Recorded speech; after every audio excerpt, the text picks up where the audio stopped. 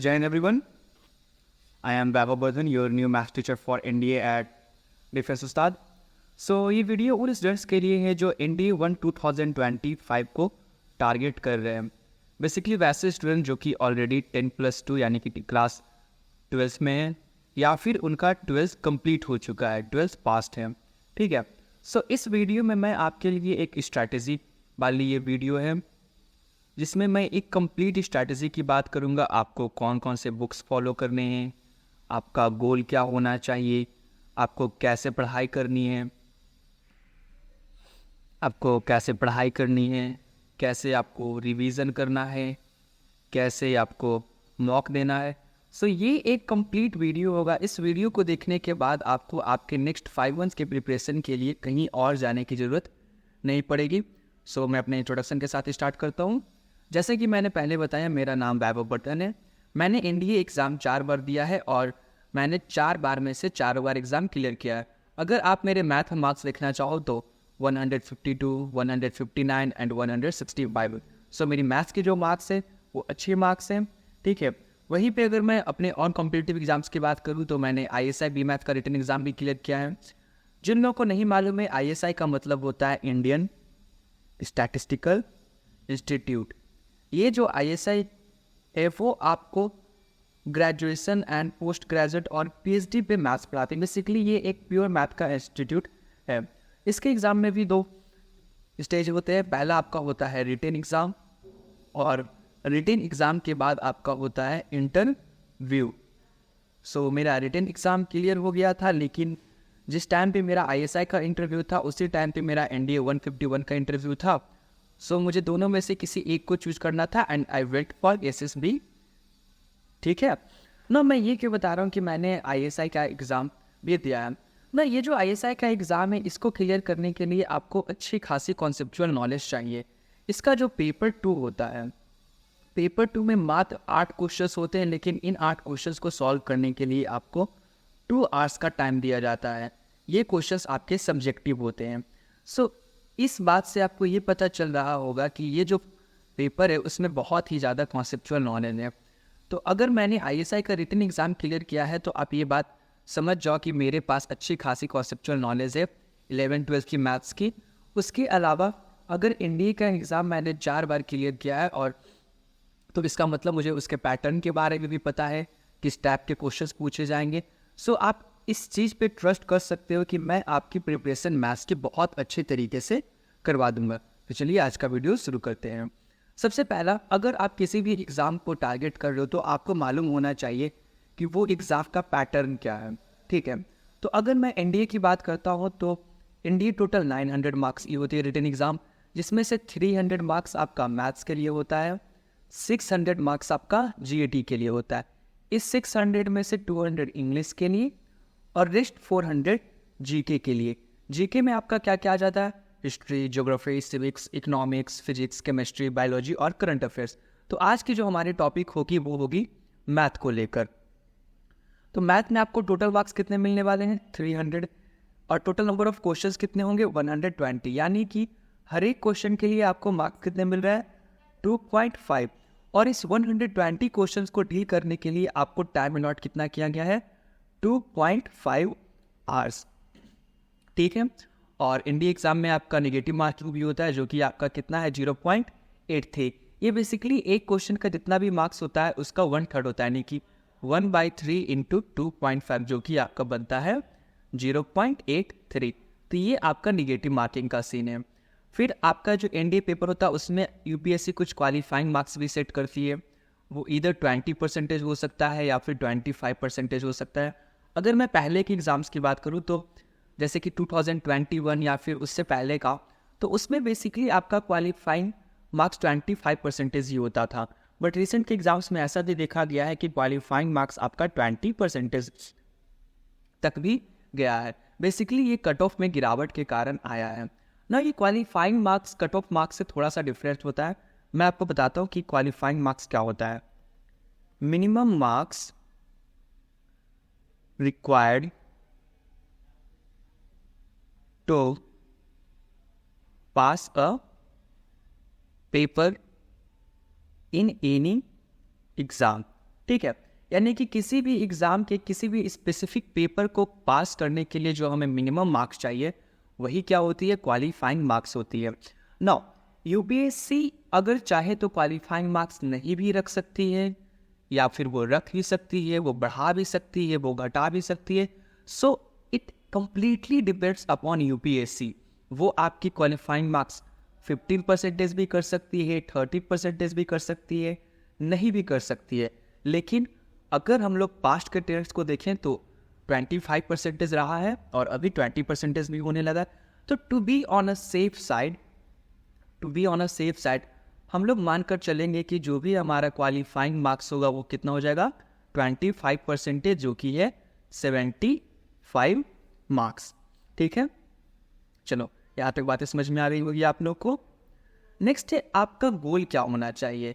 No, math में at least 75+ तो आपको स्कोर करना ही करना है। ठीक है, अगर आपका पेपर का क्वालिफाइंग मार्क्स 25% है और आप 75 से कम ला रहे हो तो इट डज़ नॉट मैटर कि आप जीएटी में कितने ज़्यादा मार्क्स लाते हो, आपका रिटन एग्ज़ाम क्लियर नहीं होगा। ठीक है, तो 75+ तो आपको लाना ही लाना है। लेकिन उसके अलावा अगर आपको मेरिट लिस्ट में जाना है, ठीक है, क्योंकि अगर मैं आपसे बात करूं एनडीए 2023 की, एनडीए 2023 में 699 कैंडिडेट्स रिकमेंड हुए थे। सीट्स कितनी थी, 395 सीट्स। 40% कैंडिडेट्स आपके क्या हो गए, merit out. Around 40% candidates merit out हो रहे। तो इसका मतलब कि आपका जो गोल होना चाहिए, आपका जो रिटन एग्जाम में मार्क्स होना चाहिए, वो एक अच्छा खासा मार्क्स होना चाहिए ताकि आप जब रिकमेंड हो जाओ तो आप मेरिट इन हो जाओ ना। आपकी जो मेरिट बनती है वो 2 मार्क्स को लेकर बनती है। पहला आपका रिटन एग्जाम और दूसरा एसएसबी। तो रिटन और एसएसबी के मार्क्स को मिलाकर आपका मेरिट बनता है। अब जहाँ तक एसएसबी की बात आती है तो एसएसबी में आपको कितने मार्क्स मिलने वाले हैं ये आप कंट्रोल नहीं कर सकते हो, ये आपके कंट्रोल में नहीं है। आपके कंट्रोल में क्या है, रिटन एग्जाम।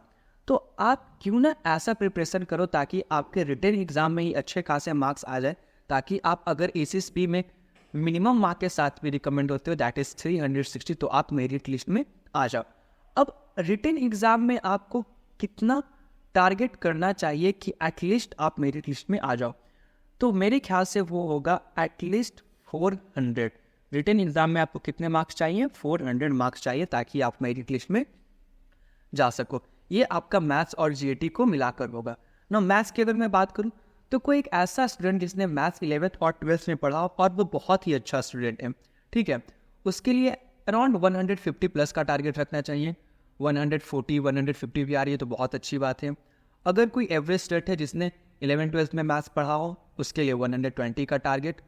अगर कोई बिलो एवरेज स्टूडेंट है जिसने मैथ्स उतने अच्छे से प्रिपरेशन ना किया हो 11th-12th में, या फिर नॉन मैथ स्टूडेंट यानी कि आर्ट्स या फिर साइंस बैकग्राउंड से, उसके लिए 90 मार्क्स या फिर 100 मार्क्स का एक टारगेट रखना चाहिए। ठीक है, अब देखो ये जो 2 टाइप के बंदे हैं जो कि गुड और एवरेज हैं, इनका तो जीएटी में अच्छा खासा मार्क्स आ ही जाएगा, ठीक है, एंड उसके वजह से ये मेरिट इन हो जाएंगे।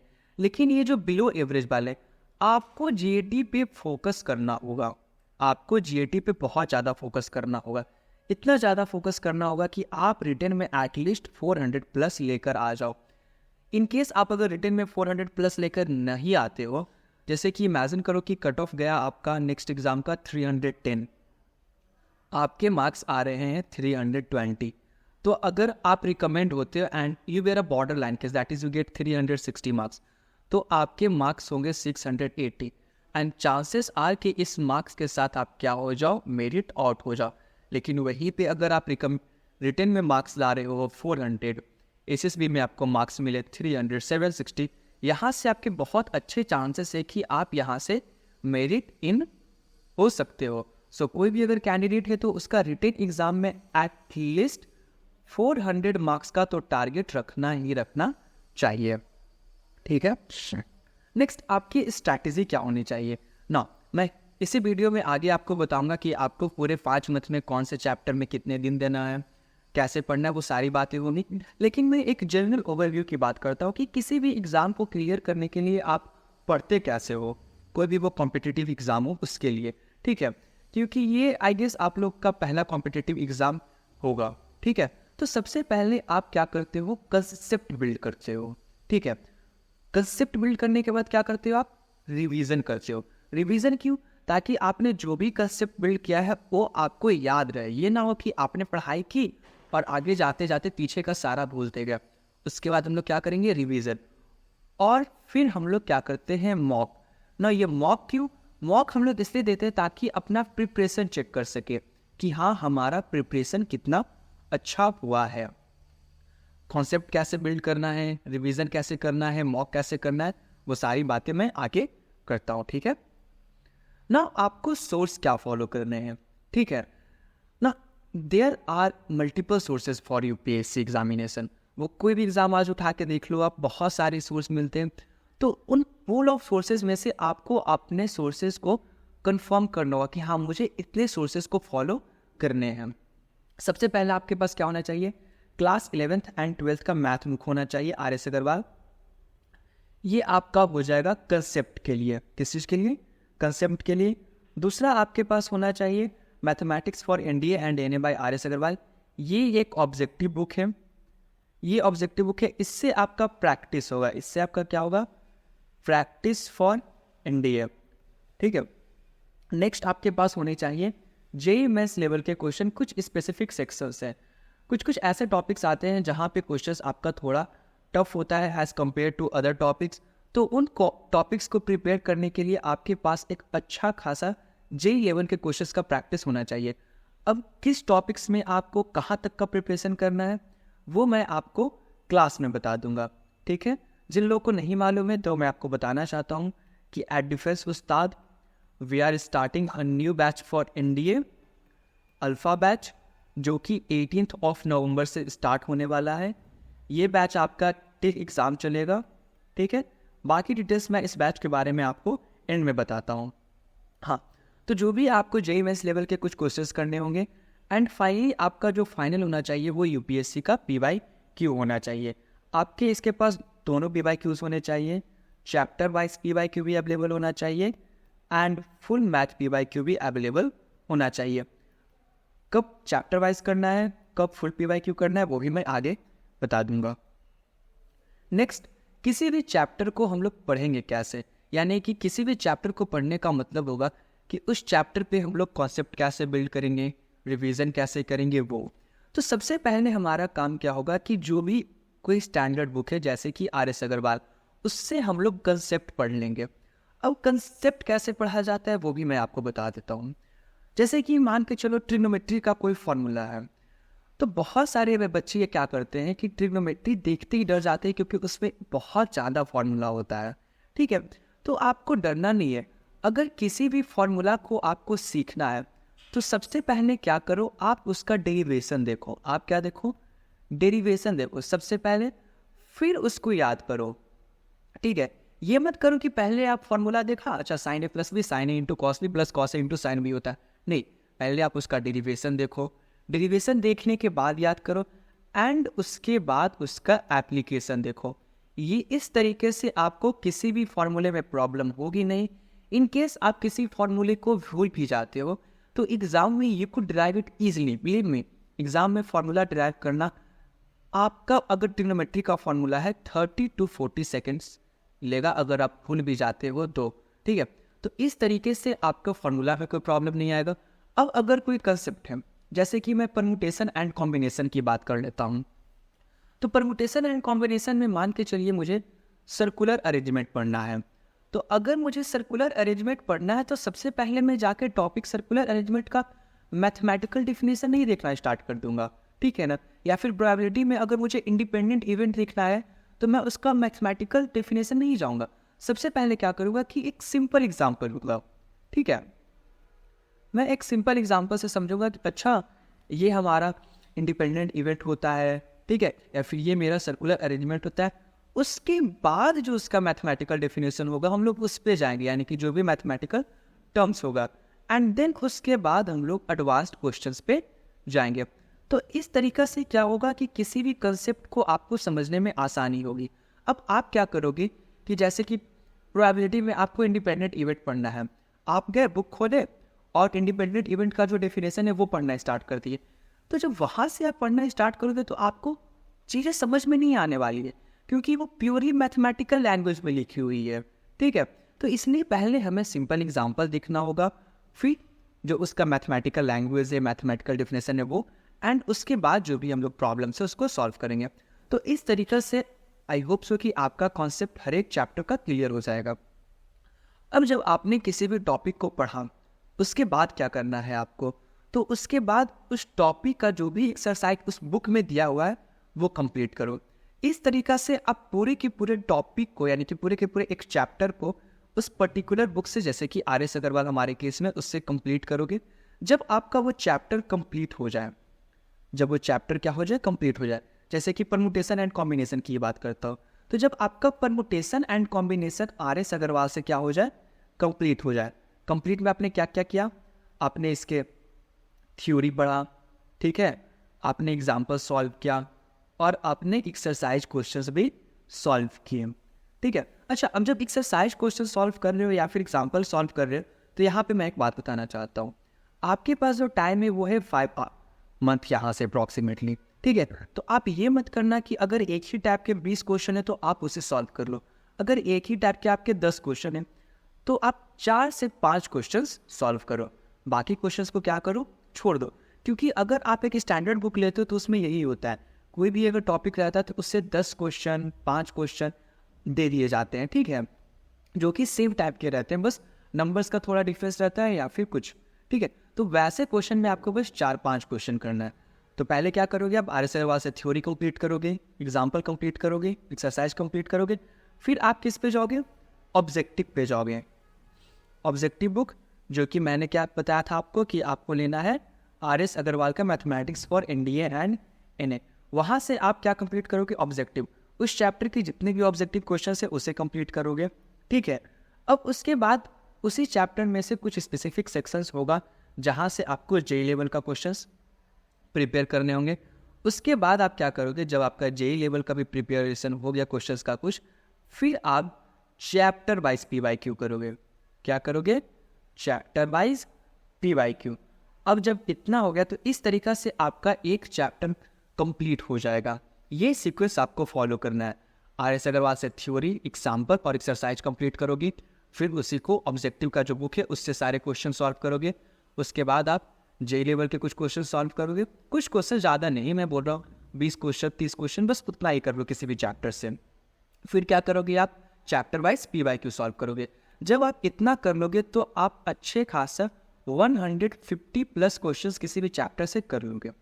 अब ये मत करना है कि आपका जब एक चैप्टर कंप्लीट हो गया तो उसे कंप्लीटली छोड़ देना है और एक ही बार एग्जाम से पहले रिवाइज करना है। नहीं, जब भी आपका कोई चैप्टर कंप्लीट हो जाए तो आप ट्राई करो कि उसे हर वीक क्या करो, रिवाइज करते रहो। अच्छा, अब रिवीजन कैसे करना है, ये आपका एकदम क्विक रिवीजन होने वाला है।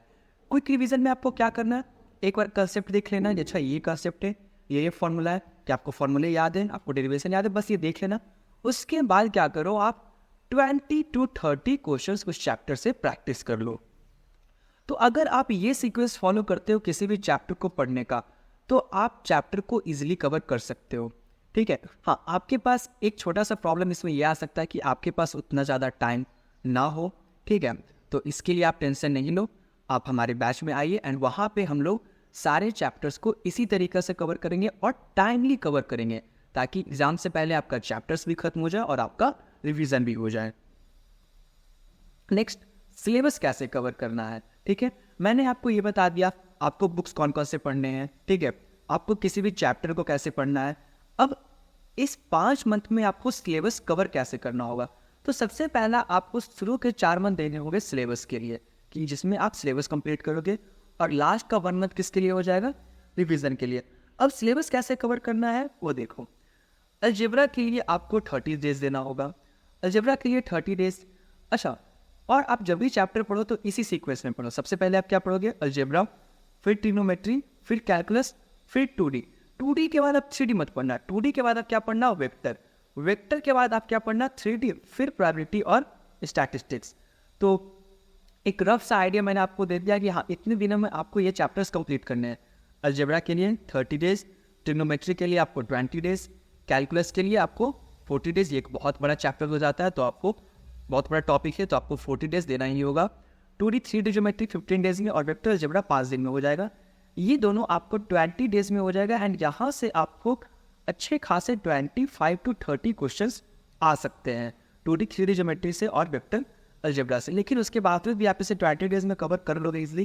क्यों? क्योंकि इसमें से जो क्वेश्चंस होते हैं वो सेम ही टाइप के क्वेश्चंस होते हैं, ठीक है ना। जो लाइन से क्वेश्चंस पूछा जा रहा है, जो आपका स्फीयर से पूछा जा रहा है, वही क्वेश्चंस हर साल आते हैं, ठीक है। अगर आपको एक बेटर एनालिसिस चाहिए पेपर का, तो NDA 1 2024 का एनालिसिस डिफेंस उस्ताद के इंस्टाग्राम पेज पे आपको मिल जाएगा। डिफेंस उस्ताद के इंस्टाग्राम पे आप वहाँ पे जाकर देख सकते हो कि कोई भी पर्टिकुलर चैप्टर में से क्वेश्चंस कहाँ से आते हैं, कैसे क्वेश्चंस आते हैं, क्या वो क्वेश्चंस मॉडरेट होते हैं या क्या टफ होते हैं। आपको सारी की सारी एनालिसिस आपको इस इंस्टाग्राम पेज पे मिल जानी है, ठीक है। प्रोबेबिलिटी और स्टैटिस्टिक्स में आप 10 डेज ले सकते हो, ठीक है ना। प्रोबेबिलिटी एंड स्टैटिस्टिक्स के क्वेश्चन का लेवल अप हुआ है, जो मैं आगे आपको बता दूंगा। तो इस तरीके से ये जो आपका एक रफ ब्रेकडाउन है कि आप किस तरीक़ा से सिलेबस को कंप्लीट करोगे। सबसे पहले आप क्या कवर करोगे? अलजेब्रा। अलजेब्रा के बाद आप क्या कवर करोगे? ट्रिग्नोमेट्री। ट्रिग्नोमेट्री के बाद कैलकुलस। कैलकुलस के बाद 2D। 2D के बाद वेक्टर। वेक्टर के बाद आप क्या कवर करोगे? 3D। 3D के बाद आप क्या कवर करोगे? प्रोबेबिलिटी। एंड प्रोबेबिलिटी के बाद आप क्या कवर करोगे? स्टैटिस्टिक्स। तो ये आपका सीक्वेंस होना चाहिए आपके सिलेबस को कवर करने का, ठीक है। अब अलजेब्रा में कौन कौन से टॉपिक आने वाले हैं, ट्रिग्नोमेट्री में, वो सारी बातें मैं आगे करूँगा। नेक्स्ट अलजेब्रा, ठीक है ना। अलजेब्रा के जो क्वेश्चंस होते हैं वो आपके क्वेश्चंस होते हैं मिक्स क्वेश्चंस। तो ये मिक्स क्वेश्चंस का मतलब क्या हुआ? इसमें ऐसा नहीं करेगा कि आपको डायरेक्टली PNC से क्वेश्चन दे दे या फिर डायरेक्टली आपको पॉलिनोमियल से क्वेश्चन दे दे। आपके जो क्वेश्चंस होंगे इस टाइप के क्वेश्चंस हो कि डायरेक्ट किसी चैप्टर से होंगे, वो कम होने वाले हैं। बाकी क्वेश्चंस आपको मिला कर दिए जाएंगे। कभी PSC को पॉलिनोमियल से मिला देगा, पॉलिनोमियल में आपका कॉम्प्लेक्स नंबर मिला सकता है, डिटर्मिनेंट में आपका सीक्वेंस एंड सीरीज मिला सकता है, ठीक है, या फिर इसमें ट्रायंगल मिला सकता है। तो इस तरीके के क्वेश्चंस आते हैं। इसको कवर कैसे करना है अलजेब्रा को?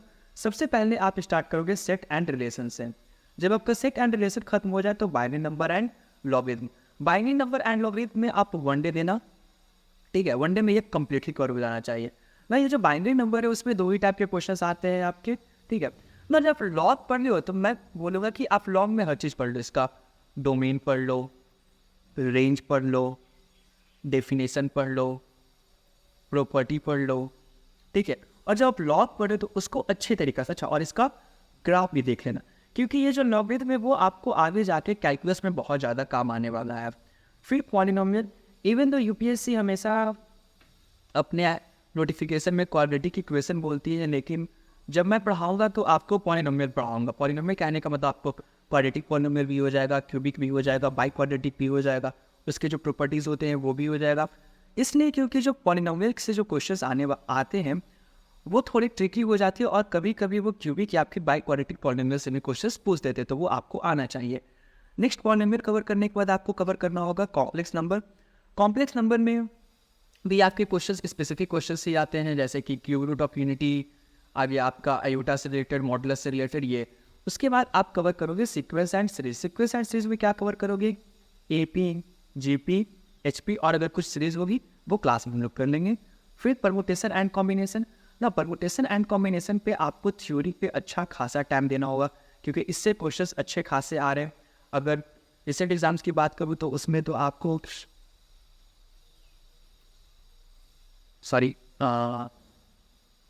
नंबर ऑफ प्राइम से रिलेटेड क्वेश्चंस आ रहे थे, ठीक है। सो इन दैट केस आपको परमुटेशन एंड कॉम्बिनेशन का थ्योरी अच्छे से कंप्लीट करना है। बाइनोमियल थ्योरम के जो क्वेश्चंस आते हैं वो मोर और लेस हर साल सेम ही आते हैं, मिडिल टर्म से लेकर आज का एक्सपेंशन से लेकर, तो इसमें आपको उतना ज़्यादा टाइम देना है नहीं।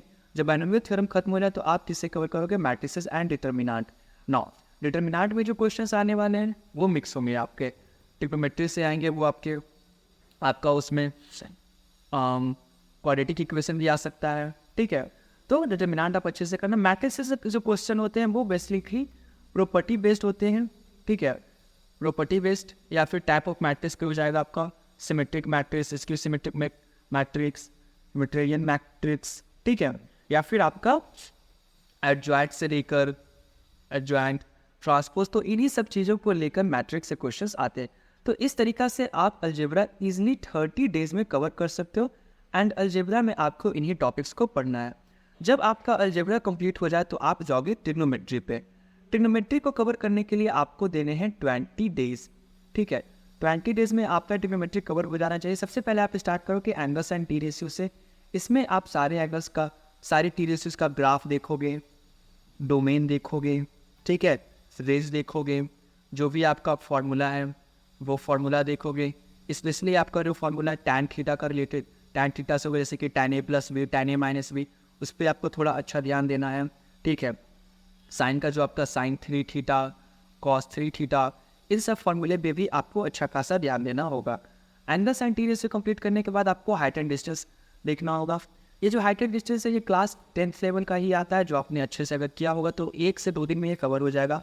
Properties of triangle, sine law आपको कवर कर लेना होगा, कोसाइन लॉ कवर कर लेना होगा, ठीक है, यही सारे टॉपिक्स है। फिर आपको इनवर्स ट्रिग्नोमेट्रिक फंक्शन कवर करना है। उसके बाद हाइपरबोलिक फंक्शन, अगर आप चाहो तो हाइपरबोलिक फंक्शन स्किप भी कर सकते हो। इससे क्वेश्चंस रेयरली ही आते हैं, और आते भी है तो 1-2 क्वेश्चंस आते हैं, ठीक है। तो आप चाहो तो इसे स्किप भी कर सकते हो, लेकिन अगर पढ़ने का मन है तो आप इसे पढ़ भी सकते हो, ये आपकी मर्जी के ऊपर होगा। नेक्स्ट, जब आपका अलजेब्रा खत्म हो जाए, ट्रिग्नोमेट्री खत्म हो जाए, तो आप आओगे कैलकुलस पे। कैलकुलस के लिए आपको देना होगा 40 डेज। ना कैलकुलस स्टार्ट कहाँ से करोगे? सबसे पहले आप स्टार्ट करोगे फंक्शन से। फंक्शन में क्या पढ़ोगे आप? डेफिनेशन ऑफ फंक्शन की, फंक्शन होता है क्या है, range, domain, type of function आप पढ़ोगे, ठीक है। Type of function, 1-1 function, on-to function, injective, surjective, bijective, inverse कब एग्जिस्ट करता है, इन्वर्स ऑफ अ फंक्शन, ये सब पढ़ लोगे, ठीक है ना। कब किसी फंक्शन का डोमेन क्या होता है, जैसे कि अगर मैं मानते चलूँ कि f(x) is equal to √(x-2) बात कर लो, तो इसका डोमेन क्या होगा, इसका रेंज क्या होगा, ये सब आपको पढ़ लेना होगा। और आपको इनके ग्राफ्स भी देखे होंगे। उसके अलावा भी आपको कुछ स्पेसिफिक फंक्शंस होगा और जिनके ग्राफ आपको अच्छी तरीके से आने चाहिए। अच्छा, इनमें तो आपका सबसे पहला ट्रिग्नोमेट्रिक फंक्शन जो भी है, आपका जो भी 6 ट्रिग्नोमेट्रिक फंक्शन है उसका डोमेन, रेंज और ग्राफ आना चाहिए। उसके अलावा आपको greatest integer function, modulus function, exponential function, logarithm function और पीसवाइज फंक्शन, तो ये सब आपको अच्छे तरीके से कवर कर लेना होगा। जब ये कवर कर लोगे उसके बाद आपको कहाँ जाना होगा? लिमिट पे। लिमिट कवर करोगे, फिर क्या कवर करोगे? Continuity and differentiability. आप ऐसा भी कर सकते हो, लिमिट कवर करने के बाद कंटिन्यूटी करो, कंटिन्यूटी के बाद आप डिफरेंशिएशन कर लो, ठीक है। इस तरीके से कर सकते हो, लिमिट, कंटिन्यूटी, डिफरेंशिएबिलिटी, और फिर उसके बाद डेरिवेटिव्स। फिर उसके बाद आप monotonic function and maxima and minimum, जो कि आपका हो जाएगा एप्लीकेशन ऑफ डेरिवेटिव्स में, एप्लीकेशन ऑफ डेरिवेटिव्स। इतना कवर करने के बाद आप किस पे जाओगे? इंडेफिनिट इंटीग्रल पे, फिर डेफिनिट इंटीग्रल पे। ना यहाँ से जो क्वेश्चंस आ रहे हैं वो आजकल बहुत अच्छे क्वेश्चंस आ रहे हैं। जैसे कि आपसे क्वेश्चन पूछ सकता है कि integration of greatest integer function of sin x dx from 0 to पाई। अब जब तक आपको ग्रेटेस्ट इंटीजर फंक्शन ना मालूम हो, आप ये इंटीग्रेशन कहाँ से निकालोगे? इसलिए मैंने पहले भी आपको बता दिया है कि आपको ये जो कुछ फंक्शंस है उनका ग्राफ आपको पढ़ लेना होगा अच्छे से, ठीक है। आपको फिर एरिया अंडर कर्व, इससे 1-2 क्वेश्चंस आ ही जाते हैं जो कि इजी क्वेश्चंस होंगे, आप कर लोगे। डिफरेंशियल इक्वेशन से भी ज़्यादा क्वेश्चंस आते हैं नहीं, 3 से 4 क्वेश्चंस आते हैं जो कि आपका प्रीटी मच सेम टाइप का क्वेश्चंस होता है। तो इस तरीक़ा से आप 40 डेज में ये सारा का सारा आपको टॉपिक कवर कर लेना होगा। नेक्स्ट, जब आपका कैलकुलस खत्म हो जाए तो आप क्या कवर करोगे? 2D geometry. 2D ज्योमेट्री में आप स्टार्ट कहाँ से करोगे? आपको स्टार्ट करना है कोऑर्डिनेट ज्योमेट्री से। कोऑर्डिनेट ज्योमेट्री जो आपने क्लास 10th में पढ़ा था वो सारा आपको कंप्लीट कवर कर लेना है, ठीक है। आपका कोऑर्डिनेट एक्सिस क्या होता है, आपका डिस्टेंस फार्मूला क्या होता है, आपका सेक्शन फार्मूला क्या होता है, ये सब आपको कर लेना है। उसके बाद आपको स्ट्रेट लाइन्स पढ़ना है। स्ट्रेट लाइन्स में आपका equation of straight line in various forms पढ़ लेना है, ठीक है। फिर आपका एंगल्स बिटवीन 2 स्ट्रेट लाइन। जब ये स्ट्रेट लाइन कवर हो जाए तो आपको, अच्छा, इसमें आपको कहाँ पे ज़्यादा टाइम देना है? इसमें आपको इस पे ज़्यादा टाइम देना है, ठीक है। कोऑर्डिनेट ज्योमेट्री, स्ट्रेट लाइन और सर्कल, इसमें आपको ज़्यादा टाइम देना है। पैराबोला, एलिप्स और हाइपरबोला, आई विल सजेस्ट कि आप ये क्लासेस ना एक एक दिन में ये कर सकते हो, ठीक है। आपको ज़्यादा टाइम देना होगा quadratic geometry, straight line, circle, उसके बाद आप पैराबोला कर लो, इलिप्स कर लो और हाइपरबोला कर लो। इस तरीक़ा से आप 2D ज्योमेट्री कवर कर सकते हो। 2D ज्योमेट्री के बाद आपको कहाँ जाना है, वेक्टर अलजेब्रा पे। ये मत करना कि 2D के बाद आप 3D पे जाना, बिल्कुल नहीं। 2D के बाद आप सबसे पहले क्या कवर करोगे, वेक्टर अलजेब्रा। जब आपका वेक्टर अलजेब्रा कवर हो जाएगा तब आप किस पे जाओगे, 3D पे, क्योंकि 3D को समझने के लिए वेक्टर अलजेब्रा आना चाहिए, ठीक है। अच्छा, वेक्टर अलजेब्रा में आप कवर क्या करोगे, वही वेक्टर इन 2D या 3D, algebra of vector, addition of vector, ठीक है, ये सब। फिर डॉट एंड क्रॉस प्रोडक्ट आप कर लोगे। फिर उसके बाद एप्लीकेशन ऑफ वेक्टर। वेक्टर एक छोटा सा चैप्टर है, वो इसलिए आप 5 दिन में कवर कर सकते हो, ठीक है। तो जब आपका वेक्टर खत्म हो जाए, आप उसके बाद किस पे जाओगे, इसके बाद आपको जाना है 3D पे। नौ जो मैंने चैप्टर्स बताया है 2D, वेक्टर और 3D, इवन तो इससे क्वेश्चंस अच्छे खासे आते हैं और ये चैप्टर लंबा रहेंगे, लेकिन उसके बावजूद भी आप इसे कम टाइम पे कर पाओगे क्योंकि आपके क्वेश्चंस इसमें से स्पेसिफिक ही आते हैं, ठीक है। तो इसमें ज़्यादा इधर उधर जाने की बात है नहीं। 3D में क्या करोगे आप, पॉइंट्स इन 3D, ठीक है। आपका डायरेक्शन कोसाइन डायरेक्शन रेशियो क्या होता है, लाइन्स और उसका इक्वेशन, प्लेन्स और उसके इक्वेशन, और फिर इक्वेशन ऑफ स्फीयर। इससे आगे ज़्यादा आपको 3D ज्योमेट्री भी नहीं आने वाला है। 3D ज्योमेट्री के बाद आप क्या करोगे, प्रोबेबिलिटी ना। प्रोबेबिलिटी के जो क्वेश्चन है वो थोड़े अच्छे खासे आजकल आने लगे हैं, ठीक है। जैसे कि आपका Bernoulli trial and binomial distribution है, इससे 2 क्वेश्चन तो आ ही जाते हैं। आपको स्टार्ट कहाँ से करना है, रैंडम एक्सपेरिमेंट। पहले आपको एटलीस्ट क्लास 10 की प्रोबेबिलिटी आनी चाहिए, ठीक है ना। Odds in favour, odds in against, ये सब पढ़ लोगे। फिर रैंडम एक्सपेरिमेंट क्या होता है, सैम्पल स्पेस किसे बोलते हैं, इवेंट क्या होता है, कितने टाइप के इवेंट्स होते हैं, mutually exclusive events, exhaustive events, ये सब कर लेना होगा। फिर union and intersection of events आपको कर लेना होगा, जैसे कि probability of A union B क्या होता है, तो probability of A plus probability of B minus probability of A intersection B, ये सब आपको कर लेना है। फिर कंडीशनल प्रोबेबिलिटी आपको कर लेना है कि अगर मान के चलो कोई एक इवेंट बी होता है तो बी के होने के बाद ए का होने का क्या प्रोबेबिलिटी है, वो सब कर लेना होगा आपको। Bayes theorem and total probability theorem. फिर आपको Bernoulli trial and binomial distribution करना। अच्छा, यहाँ से जो क्वेश्चंस आते हैं वो इजी क्वेश्चन, सिंपल क्वेश्चंस आते हैं।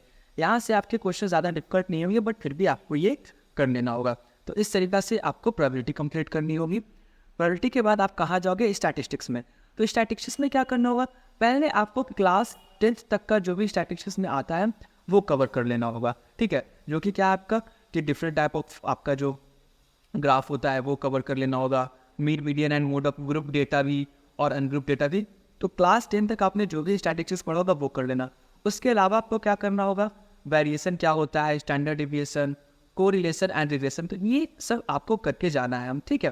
और देखो पहले क्या होता था कि पहले मीन मीडियन इसी से बहुत सारे क्वेश्चंस आ जाते थे, बट अब के जो क्वेश्चंस है वो आपका इन सब टॉपिक से भी आ रहा है। तो जब आप स्टैटिस्टिक्स पढ़ो तो ये मत करना कि अच्छा ये मीन मीडियन वाला तो कर लिया लेकिन ये वाला छोड़ देना, ऐसा गलती बिल्कुल मत करना। आप ये पूरा का पूरा करके जाना। तो इस तरीक़ा से आपका सिलेबस हो जाएगा complete. And I hope so कि इस तरीके से आप 4 मंथ में सिलेबस को अच्छे तरीक़ा से कंप्लीट कर लो। अब जब आपका सिलेबस कंप्लीट हो जाए तो आप रिवीजन कैसे करोगे। आपके पास रिवीजन के लिए टाइम मिलने वाला है 1 मंथ। इस 1 मंथ को आपको प्रॉपरली यूटिलाइज करना होगा। कैसे करोगे मैं वो बताता हूँ। जैसे ही आपका सिलेबस कंप्लीट हो जाए तो 2-3 दिन में जल्दी से आप क्या करो, रिवीजन कर लो पूरे की पूरे चैप्टर का पूरा जो भी आपका सिलेबस हो उसका जल्दी से रिवीजन कर लो, फॉर्मूले देख लो, कॉन्सेप्ट देख लो। उसके बाद 4-5 PYQ सॉल्व कर लो। जब 4-5 PYQ सॉल्व कर लो उसको एनालाइज कर लो। अच्छा, PYQs को कैसे एनालाइज करना है या फिर मॉक को कैसे एनालाइज करना है वो मैं लास्ट में आपको बता दूंगा। फिर अपने बिग पोर्सेस को फाइंड आउट करो, फिर बिग पोर्सेस को फाइंड आउट करो, फिर उसको डेवलप करो, ठीक है। फिर डेवलप करने के बाद फिर क्या करो, फिर PYQs अटेम्प्ट करो। PYQs अटेम्प्ट कर सकते हो या फिर मॉक अटेम्प्ट कर सकते हो। तो इस तरीक़ा से करो। तो ये होना चाहिए आपका रिविजन का एक सीक्वेंस। और इस ड्यूरेशन में आप फॉर्मूले और कॉन्सेप्ट को हमेशा रिवाइज करते रहो। अब आपको कौन से फॉर्मूले देखने हैं या फिर कॉन्सेप्ट, वो हर एक स्टूडेंट के लिए डिफर करता है, ठीक है। कुछ ऐसे होते हैं जिन्हें चीज़ें याद रहती है, कुछ ऐसे होते हैं जिन्हें चीज़ें याद नहीं रहती है, तो वो आप अपने हिसाब से कर लेना। नेक्स्ट है मॉक्स कैसे अटेम्प्ट करें। मॉक्स कैसे अटेम्प्ट करें या फिर PYQ कैसे सॉल्व करें। अच्छा, इस टाइप पे जो लोग PYQ सॉल्व करने वाले होंगे वो होगा full syllabus PYQ rather than chapter wise PYQ। तो ये फुल सिलेबस PYQ आपको सॉल्व कैसे करना है, ठीक है। सबसे पहले आप क्या करोगे कि अच्छा आपका एग्जाम 2.5 आवर्स में होता है तो आप टाइमर लगाओ और वो सारे क्वेश्चंस करो जो कि आप 2.5 आवर्स में कर सकते हो। स्टेप 1 आपका क्या होगा? Solve questions in 2.5 hours. जो भी क्वेश्चन है आप 2.5 आवर्स में सॉल्व कर लो। उसके बाद अगर टाइमर एंड हो जाए तो आप ये मत करना कि डायरेक्टली जाके मार्क्स कैलकुलेट करना ना, ये गलती बिल्कुल ना करना। उसके बाद क्या करना, आप स्टॉप वॉच लगाना और फिर अब टाइम को एक्सटेंड करके क्वेश्चन सॉल्व करने की कोशिश करो। इसका बेनिफिट क्या है कि यहाँ से आपको पता चल रहा है कि आपका प्रिपरेशन कैसा है, ठीक है ना।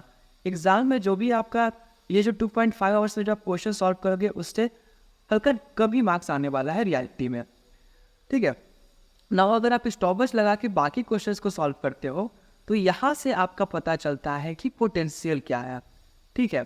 अब तीसरा स्टेप क्या होगा कि आप दोनों मार्क्स को कैलकुलेट करो।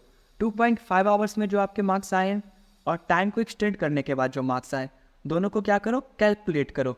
अब अगर डिफरेंस बहुत ज़्यादा आ रहा है, डिफरेंस इन केस 30 मार्क्स का या फिर 40 मार्क्स का आ रहा है, तो इससे आप समझ जाओगे कि आपका प्रिपरेशन, देखो आपका पोटेंशियल अच्छा है लेकिन आपका प्रिपरेशन उतना अच्छा नहीं है। क्यों? क्योंकि आपका 30 to 40 मार्क का डिफरेंस आ रहा है। तो ये डिफरेंस आ क्यों रहा है ये समझो, ठीक है ना। ये डिफरेंस वैसे क्वेश्चंस के कारण नहीं आ रहा है जो तुमने सॉल्व नहीं किए हैं। ये डिफरेंस वैसे क्वेश्चंस के कारण आ रहा है जिसमें तुम्हारा टाइम ज़्यादा लगा है। तो जब अगर ऐसी बात हो तो क्या करो कि वो क्वेश्चंस को आइडेंटिफाई करो जिसमें आपके टाइम बहुत ज़्यादा लग रहा है, फिर उस कंसेप्ट को दोबारा रिवाइज करो। जब इतना हो जाए तो स्टेप 3 आपका ये हो जाएगा। फिर उसके बाद क्या करो, जो भी अगर क्वेश्चंस बचा हुआ है, ठीक है ना, टाइम को एक्सटेंड करने के बावजूद भी आपके क्वेश्चन सॉल्व नहीं हो पाए तो वो आप गूगल की हेल्प ले लो या फिर किसी की हेल्प लेकर आप उसको सॉल्व कर लो। तो ये एक प्रॉपर तरीका होता है किसी भी मॉक को एनालाइज करने का, ठीक है। तो यहाँ से आपको ये भी पता चला कि आपका प्रिपरेशन क्या है, आपका पोटेंशियल कहाँ है, आपकी जो वीक पॉइंट्स है उस पर भी काम कर लोगे। कौन कौन से ऐसे टॉपिक्स हैं जो आपको आते हैं लेकिन वहाँ पे आपको टाइम ज़्यादा लग रहा है, आप उस पर भी काम कर लोगे। कौन कौन से टॉपिक्स हैं जो आपको नहीं आते हैं, आप उस पर भी काम कर सकते हो। तो ये एक प्रॉपर तरीका है आपको अपने मॉक या फिर PYQ को एनालाइज करने का, ठीक है। अगर आप चाहो तो ये जो टाइम है आप 2.5 आवर्स की जगह पे आप क्या करो ना, इसको 140 मिनट्स दो, ठीक है। 140 मिनट्स में क्यों कर रहा हूँ, क्योंकि जो रियल एग्जाम में जाओगे तो वहाँ पे आपको थोड़ा डिस्टर्बेंस होगा, जैसे कि आपको अटेंडेंस बनाना होगा, आपको AMR सीट करनी होगी, फर्स्ट अटेम्प्ट होगा तो थोड़ा आपको वहाँ पे डर होगा। तो इसलिए शुरू में ही आप अपने आप को बहुत अच्छे से प्रिपेयर करो तो ये आप कर सकते हो, ठीक है।